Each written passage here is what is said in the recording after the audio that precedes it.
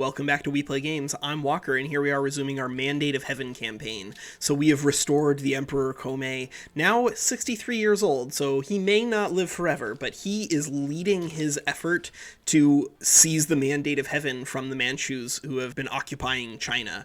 And so now here we are in another war against China and Spain, the irascible ally of the Chinese. Yeah, unfortunately for China and Spain, we have supreme command over the ocean, and that allows us to launch naval invasions kind of wherever we want to. So we're going to use that to just break the strength of China. Even if they can fight us pretty effectively along some of the fronts, we should still be able to push through.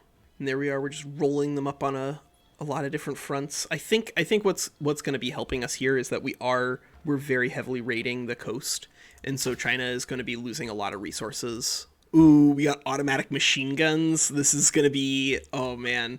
At the end of this war, we are going to have a couple of techs that we're going to want to switch around on our barracks, and they're going to make them a lot stronger, because we're going to have access to automatic machine guns and siege artillery. Man, we're going to just completely dumpster China in the next war. It has exploded our debt a little bit, but that's okay. We're beginning to recharge our investment pool. That's really helpful. Our credit has come down to only 100 million out of 300 million. And of course, the more that you grow your economy, the more that debt doesn't matter as much, right? And we are going to grow our economy. Anything that we conquer in China, we're going to core. We have the bureaucracy. We can do it.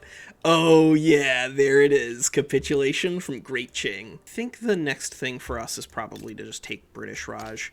But we are continuing to give everybody a really good upgrade to their standard of living via conquest, because here we have at 37.2% of pops are peasants, and that's just because, we keep taking them from China so that we can give them good jobs, and that's kind of all we're doing at this point. Not that this is like benign imperialism, right? We are a theocratic oligarchy after all. I also wouldn't hate just owning the Dutch East Indies directly. Yeah, let's go ahead and just do a transfer subject down here.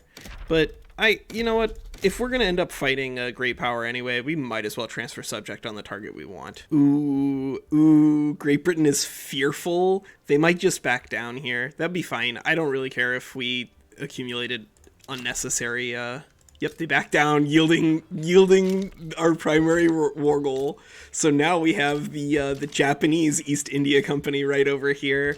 Yeah, you know what? Let's go ahead and do telephones into radio, because we have had the technology for dreadnoughts for a long time, but we haven't even been able to use it because we haven't been able to build an electrics industry. Yeah, let's go ahead and try to take the Dutch East Indies. Set a bunch of war goals to just take as much of Indonesia as we can, in the event that the Netherlands doesn't back down. But in the event that a great power doesn't step in to protect them, I don't know how they would decide to keep fighting this. Spain has sided with the Netherlands well. The Dutch have successfully called basically all of Indonesia into the fight. War with the Netherlands has indeed broken out. All right, well, we will see what we can do. Yep, and Komei is right back at it, just pushing into these Dutch troops down here. I guess this is a good opportunity for us to do naval raiding. Once we've won one of these fronts, then we'll just go ahead and launch a naval invasion directly into the Netherlands, because they are the leader right here, and if we can knock them out of this war, that would be pretty good. It appears as though Spain is the only one of our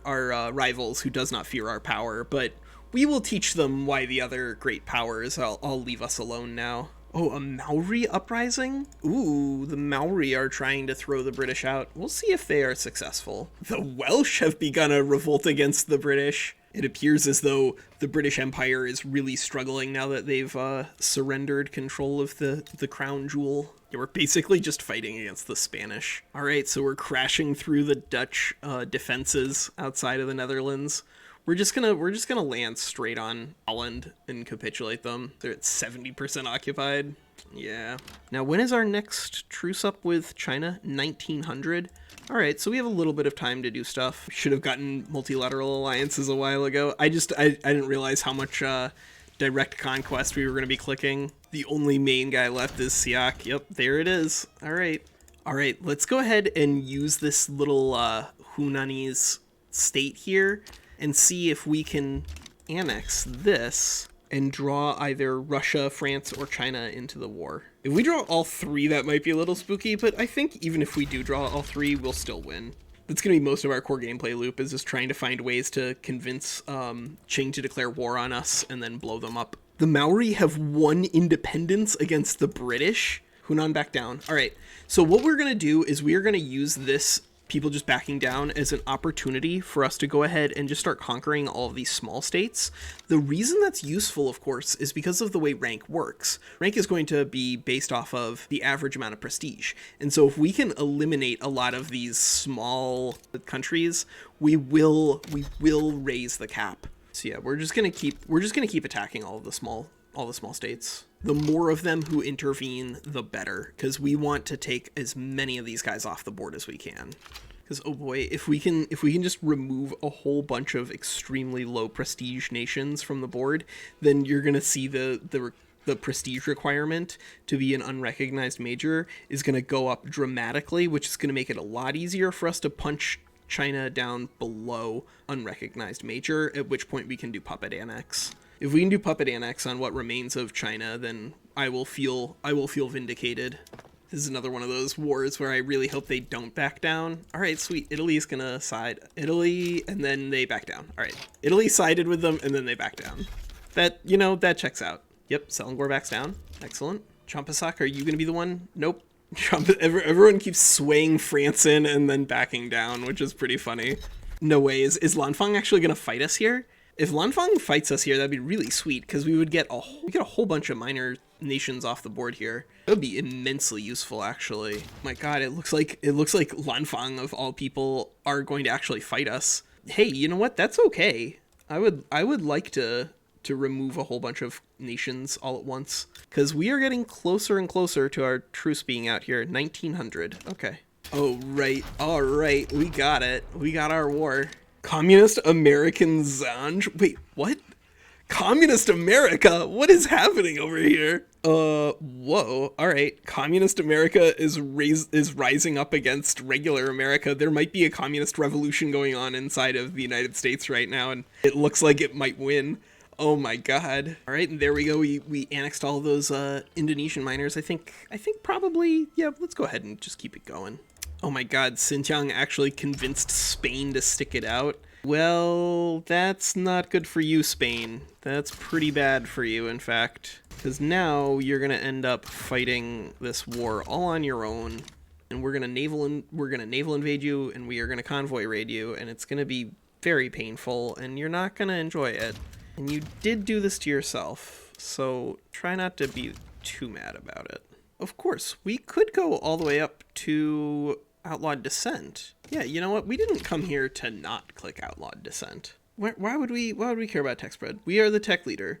In fact, why would we care about tech spread? Because this is technology coming from the West, and this is the West, right? Technology coming from these guys who we're about to clobber out here. Here we go. Now we're just going to push straight through, capitulate Spain, and then we will not only take the Philippines in this war, but we'll also take a couple of these little nations off. Yeah, all right, cool. Good luck, Spain. Can your troops come back from Indonesia in time to defend yourself? I don't know. It doesn't seem like it. We are making some pretty rapid advancements here. 40 days for you to return. Yeah. Sorry, Spain. I don't think you're gonna get it. Yeah, there's still 15 days left for the Spanish to show up. So this has been an exercise in Easternizing Japan, right? We have not gone into multiculturalism. We haven't gone into democracy. We are still sitting here with an oligarchic theocracy. We're about to move into outlawed descent. I wouldn't hate moving into command economy. That would be fun. But I don't know if we're gonna get the political strength to get there. We certainly don't need to. That one would be pure fun rather than strength. But I think that the goal of the campaign, which is demonstrating that there's more than one meta in Vicky 3, right? There's more than one meta in Vicky 3. And I think that the more that the game changes, the more that's going to become clear. But I think it's true even now. This is going to be really bad for China too, because now one of their reliable friends here in Spain is getting their butt kicked. I mean, yeah, some of our troops are going to die. That is some of you are willing to die. That is a sacrifice I'm willing to make. All right, well, Austria has started a cut down to size diplo play against us. We'll see if anybody else comes out of the woodwork to try to fight this war. Oh, France and Italy are jumping in on this. All right, well, we will add a humiliate against France. If this ends up being fighting against everybody in Europe, then we'll probably pause the episode here. The majority of this war, if indeed it fires and Austria does not back down, it's not going to be fighting in India. It's going to be fighting in Europe. It looks like, again, France has sent like almost their entire... Oh, Austria has sent almost their entire army down here? Yeah, and we have complete control over the ocean out here. They have ironclads and we have dreadnoughts. All right, that's good. Austria, France, and Italy have joined together to try to do a cut down to size campaign against us, but I think that we have the naval superiority necessary to really punish their economies for fighting this war, and we are going to start executing some big-time naval invasions against them. If we can knock them out, even if we don't have to go straight for the jugular, right? We can knock France out of the war by just going straight into Kenya. That might be the goal, is remove France via their African colonies, and then we are only fighting against Austria and Italy. They wouldn't be able to fight us on their own. As you can see here that the Austrians have already lost 100,000 troops to our 3,000 troops. So yeah, we're gonna have a heck of a war when we get back. But Komei is gonna keep on pushing, and we're getting pretty close. If Great Qing doesn't back down in the next war, we are going to slice off another giant chunk of the country. If we can cut off enough of Qing's country, we might be able to push them down into an unrecognized regional power, at which point they're going to become puppetable, which is going to be the goal. Because if we can just puppet annex, then we can do it in one war, and then we can get the campaign done. And it's been a lot of fun. It's been a lot of fun so far.